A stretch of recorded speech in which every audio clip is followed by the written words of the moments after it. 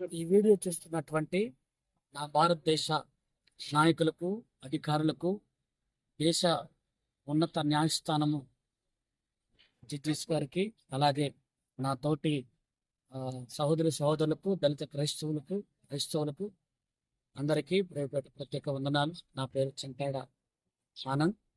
నాది బాపట్ల జిల్లా పిట్లవానిపల్లి మండలం, పిట్లవానిపల్లి గ్రామం.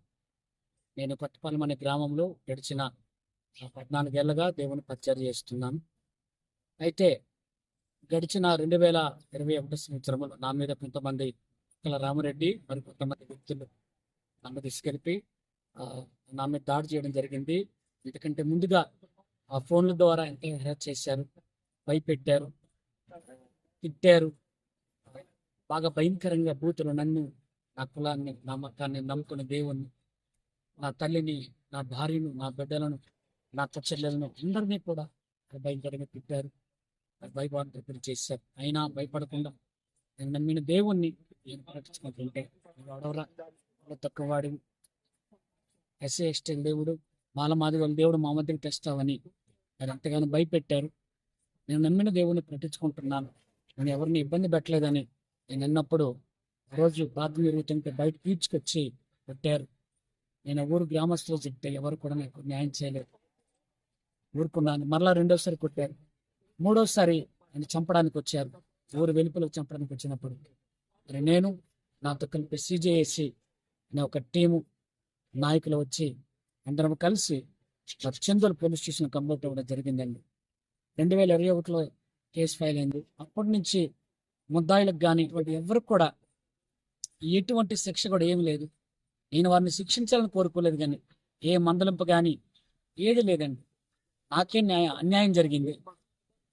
దగ్గర 7 సంవత్సరాల పోరాటంలో ఆర్థికంగా, మానసికంగా అన్నింటిలో కృంగిపోయాను. నేను ఎంతగానో కృంగదీశారు, ఆర్థిక నష్టాన్ని కూడా గురి చేశారు. అయినను న్యాయస్థానం నాకు న్యాయం చేస్తుందని ఎంతో నమ్మాను. అయితే గడిచిన నెలలో మార్చి 24వ తారీఖున సుప్రీంకోర్టు ఇచ్చిన తీర్పు యావత్ భారతదేశాన్ని కలిసివేసింది. నాకు ఎంతగానో ఆదరణ ఇస్తుందని ఎదురు చూసినటువంటి తీర్పు నన్ను కృంగదీసింది, నన్ను మరీ నిరాశకు, నిస్పృహలోనికి చొక్కివేసింది. నిజంగా నేను న్యాయం చేస్తాననుకున్నాను, కానీ నాకు న్యాయం జరగలేదు. నేను దళితుడిగా పుట్టడమే నేను చేసిన పాపం అనుకున్నాను. ఈ భారతదేశంలో డాక్టర్ బిఆర్ అంబేద్కర్కి ఇచ్చినటువంటి రాజ్యాంగం, మరి ఆ న్యాయస్థానాలు, హక్కులు నాకు న్యాయం చేస్తాననుకున్నాను, నాకు స్వేచ్ఛ ఉందనుకున్నాను. కానీ ఇంకా ఈ భారతదేశము మరి అంటరానితనం, వివక్షతలో ఇంకా కూరుకుపోయి వివక్షతకు ఇంకా గురవుతున్న అలాంటి వ్యక్తులు ఎంతోమంది ఉన్నారని ఇప్పుడు నాకు అర్థమవుతుందని. ఇంత చదువుకొని ఏమండి, భారతదేశం నా మాతృభూమి, భారతీయులందరూ నా సహోదరులని చిన్నప్పటి నుంచి చదువుకున్నా. నా కాలేజీల్లో, యూనివర్సిటీలో ఇప్పుడు కూడా అనుభవించలేదు. కానీ ఈరోజు ఇంత చదువుకొని కూడా ఒక కుంగిపోయి ఒక చేతగాని వాడిలాగా నేను మిగిలిపోయానంటే నాకు ఎంతగానో బాధగా ఉంది. ఈ విషయంలో చాలా బాధపడుతున్నాను. నేను ఎవరిని బాధ పెట్టాలని కాదు, నాలాంటి వారు చాలామంది వివక్షత గురవుతున్నారు. నేను ఇంత దూరం రాగలిగాను. ఇంత దూరం రావడానికి ఎన్నో అప్పులు, ఎన్నో తిప్పలు పడ్డాను. అయినను నాకు న్యాయం జరుగుద్ది అనుకున్నాను, కానీ ఎక్కడ నాకు న్యాయం జరగలేదు. చాలామంది నన్ను విడిచిపెట్టారు, బాధ పెట్టారు. కానీ CJSC అనే టీము నన్ను ఎంతగా సహకరించి, కొంతమంది IAS IPS అధికారులు, మరి అలాగే కొంతమంది రిటైర్డ్ నాయకులు కూడా సోషల్ మీడియాలో మాట్లాడుతున్నప్పుడు నాకు కొద్దిగా ఆదరణ కలిగింది. దైవజనులు కొంతమంది, తండ్రి సంది షాలెంరాజు అన్న గారు, అలాగే ఇంకొంతమంది జాషువా డానియల్ గారు లాంటి వాళ్ళు, ఇంకా కొంతమంది సేవకులు, అలాగే కొంతమంది రిటైర్డ్ లాయర్స్, జడ్జిస్, అలాగే కొంతమంది IAS కూడా మాట్లాడారు. వారిని బట్టి కూడా నాకు చాలా సంతోషం అనిపించింది. అంటే న్యాయం కోసం మాట్లాడేవారు, న్యాయం కోసం గలమెత్తేవారు ఎక్కడో కొంతమంది ఉన్నారు అని ఎంతగానో సంతోషం అనిపించింది. మరి ఈ మాటలు ఎందుకంటే నేను చాలా బాధతో చెబుతున్నాను. ఇంత దూరం కూడా నేను వచ్చినప్పుడు కూడా నాకు న్యాయం జరగలేదు. చివరికి మరి ఆ కేసు విషయంలో ఈరోజు రివ్యూ పిటిషన్ వేశాను. ఈ పిటిషన్ విషయమై అందరికీ న్యాయం జరగాలి. ఏమండి, నా కులాన్ని నేను ఎప్పటికీ మార్చుకోలే. ఒకవేళ కులం మార్చగలిగితే అసలు నాకు నేను ఎస్సీ వాడిని ఎవరు చెప్పారండి? ఎస్సీ బ్రతుకు నాకు ఎందుకండి, కుల వివక్ష నాకు ఎందుకండి, నాకేదో పెద్ద ఇవ్వండి. నా ఆర్థిక ఇబ్బందులు బట్టే కదా నేను ఎంతగా దరిద్రతలో ఉన్నాను. ఆ సమానత రావాలనే కదా ఈ చట్టాలు, న్యాయస్థానాలు అంటే అందరికీ సమాన హక్కు, మనుషులందరూ సమానమని ఆ మాటలు ఎక్కడికి వెళ్ళిపోతున్నాయి నాకు అర్థం కాలేదు. ఈరోజు సహోదరులుగా, అన్నదమ్ముల్లా, హిందూ, ముస్లిం, క్రైస్తవులు అందరూ సహోదరులుగా ఐక్యత కలిగి ఉన్నటువంటి అఖండ భారతదేశంలో కులాల మధ్య, మతాల మధ్య చిచ్చు పెట్టి కొంతమంది వారి స్వప్రయోజనం కోసం, వారి రాజకీయ ప్రలోభం కోసం చాలా మందిని, నాలాంటి వారిని వివక్షకు గురి చేసి, ఇంకా అణిచివేసి, నేను నమ్ముకున్న దేవుణ్ణి మరి విడిచిపెట్టి రకరకాలుగా బాధలు పెడుతూ ఉన్నారు. నేను యేసు ప్రభువు నమ్ముకున్నానని, ఏమండి, నేను ఇంట్లో నుంచి నన్ను బహిష్కరించాను, నేనున్నటువంటి ఊర్లో నుంచి నన్ను బహిష్కరించారు, ఆర్థికంగా నష్టపరిచారు, కొట్టారు, హింసించారు, ఎంతగానో చేశారు. ఏమంటే నేనున్నటువంటి ఆ ప్రాంతంలో, జిల్లాలు కూడా నాకు న్యాయం చేయలేదు. ఎంతోమంది అధికారులు కలిసి ఇన్ని 7 సంవత్సరాలు అరిగిపోయాను, నా కాళ్ళు వేజారిపోయాను. కానీ ఎక్కడో చిన్న కొంతమంది మాటలు విని, ఎక్కడో చిన్న ఆశ కలిగి మరలా న్యాయం జరుగుద్ది, త్రిసభ్య ధర్మాసనంలోకి వెళ్తే ఏదో నాకు న్యాయం జరిగిద్దని మరలా నేను 14% ఈ రివ్యూ పిటిషన్ వేయటం జరిగింది.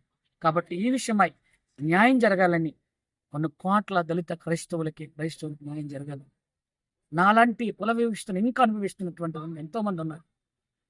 అలాంటి వారికి న్యాయం జరగాలని మీ అనుదిన ప్రార్థనలో, మీ పూజల్లో జ్ఞాపకం చేసుకుంటారని నేను మనస్ఫూర్తిగా నమ్ముతున్నాను. చివరిగా నేను చెప్పాల్సిన విషయం ఏంటంటే, నా ప్రాణం పోయేంత వరకు నా జాతికి, నా దళిత జాతికి, నా భారతదేశ క్రైస్తవ సోదరులకి మరి అన్యాయం జరగకూడదు, న్యాయం జరగాలని, జరిగే వరకు అవసరమైతే నా ప్రాణం పోయినా నేను పోరాడుతానని హృదయపూర్వకంగా నేను ఇల్లు మూలంగా అందరికీ వినియోగించుకుంటున్నాను. మార్చి 24వ తారీఖున వచ్చినటువంటి తీర్పు విషయంలో నిన్నగాక మొన్న ఢిల్లీ సుప్రీంకోర్టులో రివ్యూ పిటిషన్ వేయటం జరిగింది. నాకంటే ముందుగా ఎంతోమంది నాయకులు, దైవజనులు స్పందించారు. మరి మొదటగా స్పందించి ఈ విషయాన్ని ఖండించిన, నన్ను వెన్నంటి ధైర్యపరిచి, బలపరిచి ఇంత దూరం రావడానికి ఆర్థికంగా, ఆత్మీయంగా సహకరించి ప్రోత్సహించిన దైవజనులు షాలేంరాజు అన్న గారికి, అలాగే తండ్రి సన్నిధి సేవకులకు నా హృదయపూర్వక వందనాలు. అలాగే బాపట్ల జిల్లా పాస్టర్స్ అసోసియేషన్ వారికి, దైవజనులు డేవిడ్ అన్న గారికి కూడా నా హృదయపూర్వక వందనాలు. అలాగే ఈ విషయమై మరి స్పందించి ఉద్యమానికి దిగినటువంటి మరి ఎంఆర్పిఎస్ జాతీయ నాయకులు పద్మశ్రీ మందకృష్ణ మాదిగ గారికి, అలాగే మాల మహానాడు వారికి, అలాగే సిపిఎం, సిపిఐ మరియు ఆంధ్ర రాష్ట్ర కాంగ్రెస్ పార్టీ అధ్యక్షురాలు శ్రీ షర్మిల గారికి, IAS officer, Liberty Congress party అధ్యక్షులు దళపతి విజయ్ కుమార్ గారికి, మరియు senior IPS officer DGP Sunil Kumar గారికి, సీనియర్ ఐపీఎస్ అధికారి తెలంగాణ బీఆర్ఎస్ పార్టీ నాయకులు ఆర్ఎస్ ప్రవీణ్ కుమార్ గారికి, అలాగే రిటైర్డ్ న్యాయమూర్తి జైభీమరావు పార్టీ అధ్యక్షులు జడ శ్రావణ్ కుమార్ గారికి, ప్రొఫెసర్ రమేష్ గారికి, మరియు ఉద్యమానికి సిద్ధమై ఉద్యమిస్తున్న నా దళిత క్రైస్తవులకు, నా దళిత జాతికి, క్రైస్తవులకు, క్రైస్తవ నాయకులకు, అలాగే తెలంగాణ అడ్వకేట్గా పనిచేస్తున్నటువంటి కిషోర్ కుమార్ గారికి, అలాగే మరి కాంగ్రెస్ పార్టీలో మాజీ ఎంపీగా ఉన్నటువంటి అమలాపురం ఎంపీ జి హర్ష్ కుమార్ గారికి, అలాగే ఈ విషయమై స్పందించిన అనేకులకు నా హృదయపూర్వక వందనాలు తెలియజేసుకుంటున్నా. మరి ఈ విషయమై మీరందరూ కూడా స్పందించారు, చాలా సంతోషం. మరి ప్రార్థించండి. రివ్యూ పిటిషన్ వేశాను, దాని మీద చాలా మంది మంచిగా మాట్లాడుతున్నారు. నేను కోరుకునేది న్యాయం జరగాలని. మరి కోట్ల మంది క్రైస్తవులకు, అలాగే దళిత క్రైస్తవులకు అన్యాయం జరుగుతుంది. ఈ విషయంలో అందరికీ న్యాయం జరగాలని, సుప్రీంకోర్టు నాకు న్యాయం జరిగిస్తుందని నమ్ముతున్నాను. మీరందరూ ప్రార్థించి సహకరించాలని మనవి చేస్తున్నాను. అందరికీ వందనాలు.